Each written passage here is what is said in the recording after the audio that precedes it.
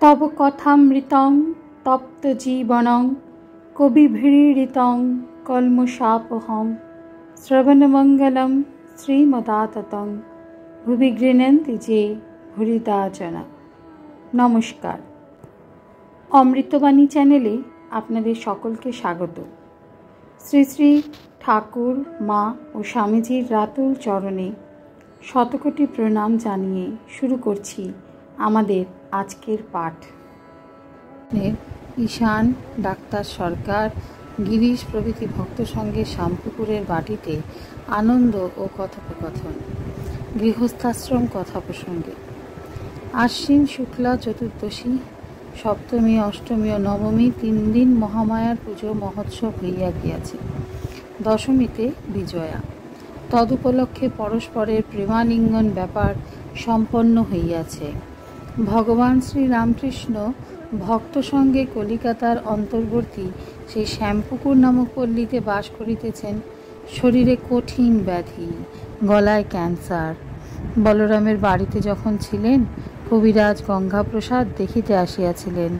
তাহাকে ঠাকুর জিজ্ঞাসা করিয়াছিলেন, এ রোগ সাধ্য না অসাধ্য? কবিরাজ এ প্রশ্নের উত্তর দেন নাই, চুপ করিয়াছিলেন। ইংরেজ ডাক্তারেরাও রোগটি অসাধ্য এই কথা ইঙ্গিত করিয়াছিলেন। এক্ষণে ডাক্তার সরকার চিকিৎসা করিতেছেন। আজ বৃহস্পতিবার 22শে অক্টোবর 1885 খ্রিস্টাব্দ, 7ই কার্তিক 1292 শুক্লা চতুর্দশী। শ্যামপুকুর স্থিত একটি দ্বিতল গৃহমধ্যে শ্রীরামকৃষ্ণ দুতলা ঘরের মধ্যে শয্যা রচনা হইয়াছে, তাহাতে উপবিষ্ট ডাক্তার সরকার, শ্রীযুক্ত ঈশানচন্দ্র মুখোপাধ্যায় ও ভক্তেরা সম্মুখে এবং চারিদিকে সমাসীন।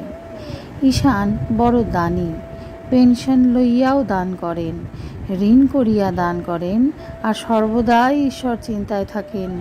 পীড়া শুনিয়া তিনি দেখিতে আসিয়াছেন। ডাক্তার সরকার চিকিৎসা করিতে আসিয়া 6-7 ঘণ্টা করিয়া থাকেন। শ্রীরামকৃষ্ণকে সাতিশয় ভক্তি শ্রদ্ধা করেন ও ভক্তদের সহিত পরম আত্মীয়ের ন্যায় ব্যবহার করেন। রাত্রি প্রায় 7টা হইয়াছে। বাহিরে জ্যোৎস্না পূর্ণাবয়ব নিশানাথ যেন চারিদিকে সুধা ঢালিয়াছেন। ভিতরে দীপালোক, ঘরে অনেক লোক। অনেকে মহাপুরুষ দর্শন করিতে আসিয়াছেন। সকলেই এক দৃষ্টে তাহার দিকে চাহিয়া রহিয়াছেন। শুনিবেন তিনি কি বলেন ও দেখিবেন তিনি কি করেন। ঈশানকে দেখিয়া ঠাকুর শ্রীরামকৃষ্ণ বলিতেছেন, নির্লিপ্ত সংসারী নির্লিপ্ত হবার উপায়। ঠাকুর বলছেন, যে সংসারী ঈশ্বরের পাদ ও পদ্মে ভক্তি রেখে সংসার করে সে ধন্য, সে বীর পুরুষ। যেমন কারু মাথায় 2 মণ বোঝা আছে, আর বর যাচ্ছে মাথায় বোঝা, তবু সে বর দেখছে। খুব শক্তি না থাকলে হয় না। যেমন পাঁকাল মাছ পাঁকে থাকে, কিন্তু গায়ে একটুও পাঁক নাই। পানকৌটি জলে সর্বদা ডুব মারে, কিন্তু পাখা একবার ঝাড়া দিলেই আর গায়ে জল থাকে না। কিন্তু সংসারে নির্লিপ্ত থাকতে গেলে কিছু সাধন করা যায়। দিন কতক নির্জনে থাকা দরকার। তা 1 বছর হোক, 6 মাস হোক, 3 মাস হোক বা 1 মাস হোক, সেই নির্জনে ঈশ্বর চিন্তা করতে হয়। সর্বদা তাঁকে ব্যাকুল হয়ে ভক্তির জন্য প্রার্থনা করতে হয়, আর মনে মনে বলতে হয়, আমার এই সংসারে কেউ নাই। যাদের আপনার বলি তারা 2 দিনের জন্য। ভগবান আমার একমাত্র আপনার লোক, তিনিই আমার সর্বস্ব। হায়, কেমন করে তাকে পাব? ভক্তি লাভের পর সংসার করা যায়।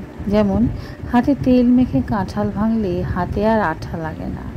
সংসার জলের স্বরূপ, আর মানুষের মনটি যেন দুধ। জলে যদি দুধ রাখতে যাও, দুধে জলে এক হয়ে যাবে। তাই নির্জন স্থানে দই পাততে হয়, দই পেতে মাখন তুলতে হয়। মাখন তুলে যদি জলে রাখো, তাহলে জলে মিশবে না, নির্লিপ্ত হয়ে ভাসতে থাকবে।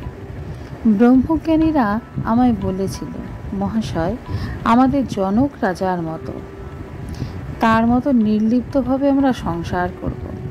আমি বললুম, নির্লিপ্তভাবে সংসার করা বড় কঠিন। মুখে বললেই জনক রাজা হওয়া যায় না। জনক রাজা হেটমুন্ড হয়ে ঊর্ধ্বপদ করে কত তপস্যা করেছিলেন। তোমাদের হেটমুন্ডু বা ঊর্ধ্বপদ হতে হবে না, কিন্তু সাধন চাই, নির্জনে বাস চাই। নির্জনে জ্ঞান লাভ, ভক্তি লাভ করে তবে গিয়ে সংসার করতে হয়। দই নির্জনে পাততে হয়, ঠেলাঠেলি নাড়ানাড়ি করলে দই বসে না। জনক নির্লিপ্ত বলে তার একটি নাম বিদেহ, কিনা দেহ দেহ বুদ্ধি নাই। সংসারে থেকেও জীবনমুক্ত হয়ে বেড়াতেন, কিন্তু দেহ বুদ্ধি যাওয়া অনেক দূরের কথা, খুব সাধন চাই। জনক ভারী বীর পুরুষ, দুখানা তরবার ঘুরাতেন, একখানা জ্ঞান, একখানা কর্ম। আজকের পাঠ এ পর্যন্তই। নমস্কার। কথামৃতের সুধাধারার সাথে শ্রী শ্রী ঠাকুর, মা ও স্বামীজির অনুধ্যানের জন্য চ্যানেলটি সাবস্ক্রাইব করুন।